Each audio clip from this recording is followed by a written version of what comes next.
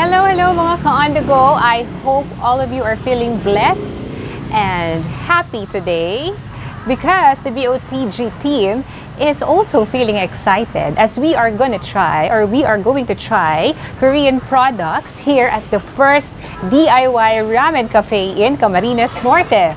So they are serving the authentic do-it-yourself cooking experience of your favorite Korean ramen products.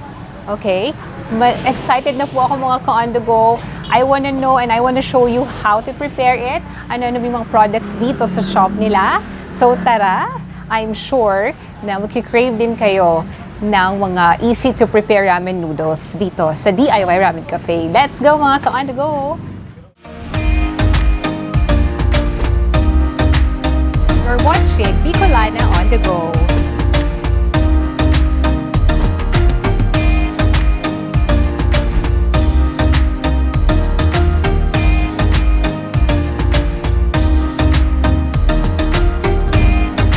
Let's explore.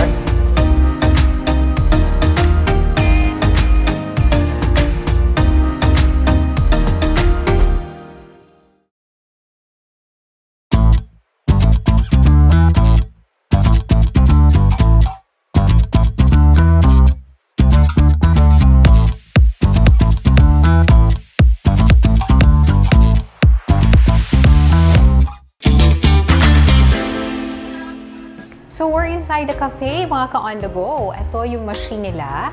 As you can see, they have 3 available machines here that you can use sa pag-prepare ng kanilang soup-based and dry-based noodles. So you will choose from these varieties. I'm sure may mga kanya-kanya tayong taste and types of foods, whether it's spicy, not spicy, and then the cream-based. They have milk-based here, cheese-based. Ito yung mga drinks nila. Nakakatuwa po kasi ang dami-daming options. So, sa mga Korean shops na napuntahan ko dito sa Daet, sila talaga yung may pinakamaraming options. So, yung mga napapanood nyo, alam ko, wag nyo nang i-deny guys, sa mga K-series na napapanood nyo, ito yung mga nakikita natin na tinitinda nila sa mga yung parang 7-Eleven, convenience store nila doon sa Korea. So, from here, you can choose. They have different fruit juices. At sa mga coffee lovers, meron sila ditong coffee. You can choose from iced coffee drinks and the hot drinks. Meron din sila dyang ma-offer sa inyo ng mga powdered mixed coffee. Meron din sila mga cup noodles, tteokbokki if you love that. And ang nakaka-enjoy pa ditong piliin ay ang kanilang toppings. At ito ang toppings nila. Ito, diba? Ang daming options. They have here cheese, mozzarella cheese ball. Ayan, ang mga may hilig sa cheese. Name it. Pili lang kayo dito, guys. May mga cheese tofu sila, lobster ball, cheese ball, fish cake, yung mga mahilig sa yogurt drinks. Ayan, nandito, meron sila dito mga options. And, of course, hindi natin naaalis, of course, ang Korean products experience if you don't try the kimchi kapag mag-ramen noodles kayo. So, pipili tayo. We're gonna prepare. Ito kasama to sa ating ipapakita sa inyo for today's video, mga ka-on the go, para ma-experience nyo rin ang paggawa ng, I wanna choose the dry-based one. Yan. Because if it's hot temperature, diba, weather condition, dun tayo sa dry base and not spicy. Okay, pipili tayo dito. We do have an assistant. Meron po ditong tumutulong, so we don't have to worry. If you're hesitating na baka, meron naman, they do have instructions and they have friendly staffs here in the DIY Ramen Cafe na tutulong sa inyo sa pag-prepare ng inyong ramen noodles. And kasama po natin ngayon si Sir Kane at si Sir Cristoni para bigyan tayo ng overview kung kailan ba na-establish yung business and the mga products na kanilang mga sinaserve sa ating mga customers at kung ano yung mga target market nila for this DIY Ramen Cafe. Yes, Sir Kane, Sir Cristoni, hello, kumusta? Hello. Yes, pwede bang malaman namin kung kailan nag-start yung DIY Ramen Cafe? Nag-start po siya nung soft opening niya is nung May 17 po. May 17. Opo. Then, yung grand opening niya is around May 27. May 27. And I'm sure marami kayong mga customers here, mga estudyante, di ba? Or catering students, lalo na pag may pasok. And then yung mga fans, of course, of Korean products. Diba? Kasi binigyan na sila ng options to have, easy to prepare na yung ramen noodles for them. Right? Okay. So, pwede ba naming malaman ano pa ba yung mga best-seller products natin dito? Mostly, anong mga gusto nila for this?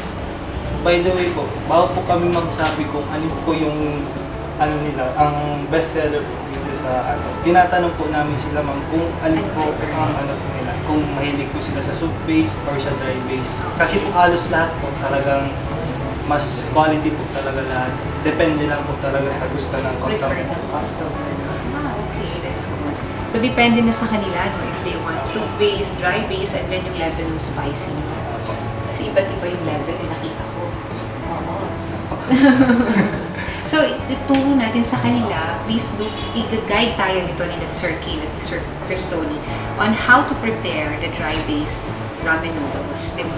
So, in a short while, we're gonna show it to you guys. And then we also have here some guests, of course, na magta-try din ng mga Korean products that they prefer.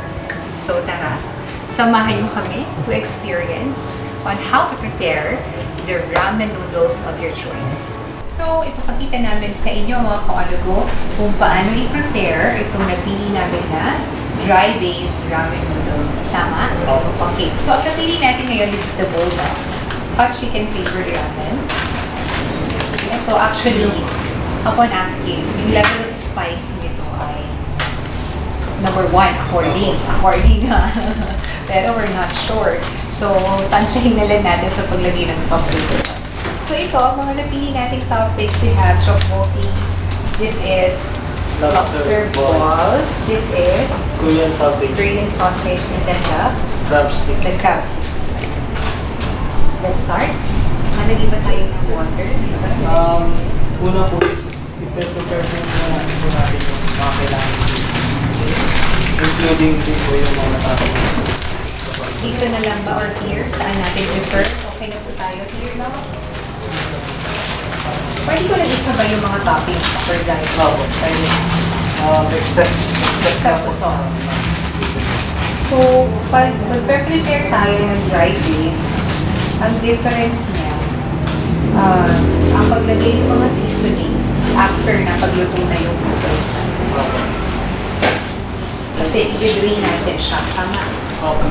May mga outcome po na pwedeng i-drain po. May outcome din po na kahit hindi bawasan na. Kahit hindi na po.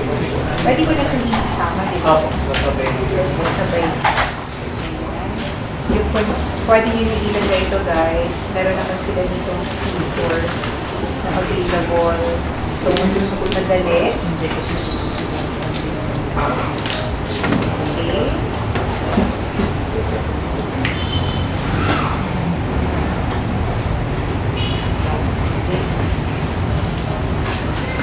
There you have it.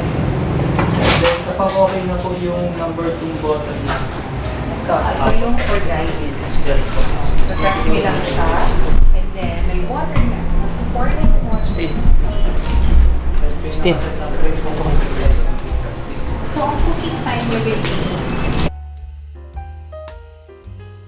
Then kapag kumukulo na po, halo-haloin mo lang po natin para maiwasan po natin lumipit yung noodles sa ilalim na golden po. ito. Apo. Ang ganda naman ang ilagyan. Hintayin lang natin siyang mag-boil. Kasi ito namang crab stick, actually mabilis lang ito, di ba? Opo. Kasi normally, bubusan mo lang siya ng hot water para maluto. Yes. Pag nilalagay ko sa mga salads. Pero gusto ko din yun actually na toppings sa crab sticks. Saka yung lobster ball. Yes, from walking. Just like preparing your favorite noodles sa bahay. Ang good thing dito kasi, easy access na yung mga toppings. Whereas, kapag di ba sa supermarket, you have to buy Yung maraming quantity Oo. ng mga toppings. Dito kasi paunti-unti, you can choose. And then, kung ano lang yung gusto mo. Ramen. At the same time, nakaka-comfortable pa ng lugar. It's air-conditioned. Kaya, kung gusto nyo mag-try, punta lang kayo dito sa DIY Ramen Cafe. So, kung dadagdagan ko siya ng minutes to cook, Ito pong meat na ma'am. yung gitna. Pwede mo na siyang dagdagan. Ang type pa. Oo. Pwede naman. Kasi parang hindi pa siya Ang minimum time na madagdag dyan yung is 30 seconds lang. 30 seconds. Then kapag sa tingin nyo ma'am, okay na po yung luto ma'am. Ito pong pangatlang pang-cancel natin ang cooking Okay. time. Hindi pala. Yun yung maganda. Kasi minsan, para masusobrahan natin, di ba, yung extended time to cook. So, pwede nyo siyang i-stop. Ang ipipress nyo lang to pangatlong button. So, kahit mag-press nyo ng 2 minutes, stop nyo na lang. Anytime pwede pong i-stop. Anytime pwede stop. Ayun. Pala yun. Itong first dito, this is for Add water. adding water, Yung pangalawa po is for add cooking timer. add cooking time, and then this is the Yung pag-stop, pag-cancel. pag-cancel mo. Cooking timer and pag-add po ng water. And it's done. That's the cue. Natapos na siya. So, lalagyan na natin yung seasonings. And then, ang technique guys, para hindi naman kayo masyadong maanghangan. Dahil ako, I want na yun na-enjoy ko pa rin yung food kahit na maanghang siya. Huwag na lang ubusin yung sauce, di ba? Choice nyo naman. Tingnan nyo. Look at the color. Yung kulay pa lang, ang may sinasabi na talaga. Let's try everybody.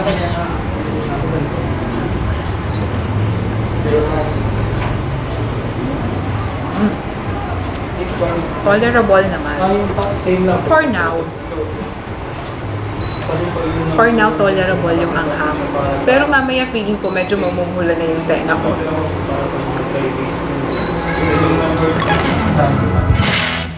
Hello mga ka-on the go. Kasama natin ngayon si Miss Andrea and of course si Sir Lawrence para malaman natin kung how's your experience here in DIY Ramen Cafe. Is this your first time, Andrea? Yes po. First time. Opo. Mga students ba kayo? Professionals? Ako po ay college student. College students. How's your experience? Okay naman po. So far, comfortable po siya. Tapos, nag-a-assist din naman po yung tao. Tapos, sa food naman po, masarap din naman po siya. Kaso, nagulat po kami sa halang. Maanghang. Opo. Ano bang in-order nyo? Yung dry beans? Opo, na cheesy bulldog. Okay. Opo. Cheesy bulldog. Gusto rin i-try. Ito nga po kapag inubos po talaga yung isang pack, Sauce. yung isang sauce po doon ay maanghang po sobra. So yan, yung mga ka-on-the-go, yun yung tip nila. If gusto nyo ma-enjoy siya, bawasan na lang yung paglagay ng spicy sauce. Opo. Tsaka may available din naman po ata silang iba na parang less lang yung Yung spicy. spicy, Opo. yung level of spicy. Pero all in all, Opo, you masarap enjoyed naman. it naman. Yes. And the drinks po, you choose, may yogurt tayo dito. Opo. Tsaka yung blue lemonade. Blue lemonade po, saka yung grapes. grapes were Blueberry ata. Blueberry po pala. yung blueberry 8 po. Diba? So, all in all, yung mga products na na-try nila, na-satisfied naman. Diba? Satisfying. Yes po. Kasi it's their first time trying in this cafe.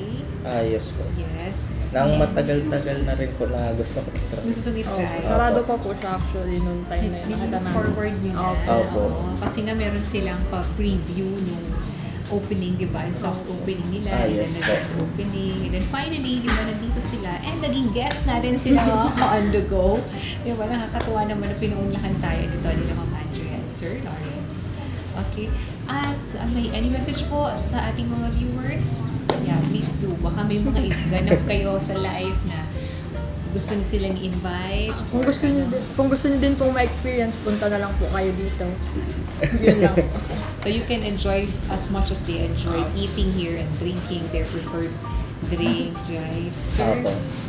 they enjoyed it. Yes, mga ka-on the go. Thank you sa inyo. Thank you din po. Thank you rin Yes, for po. accommodating Bicolana on the go. Thank you. Tara, kain tayo, guys. Madya, guys, mga ka-on the go. Please do try. Ito na. Nabibilaukan na, no?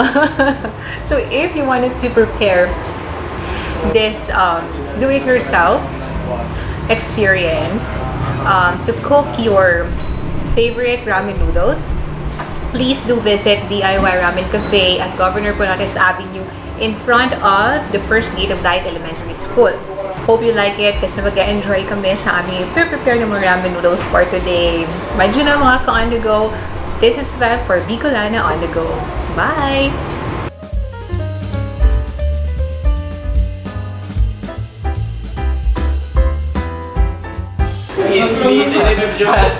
Ang hangni!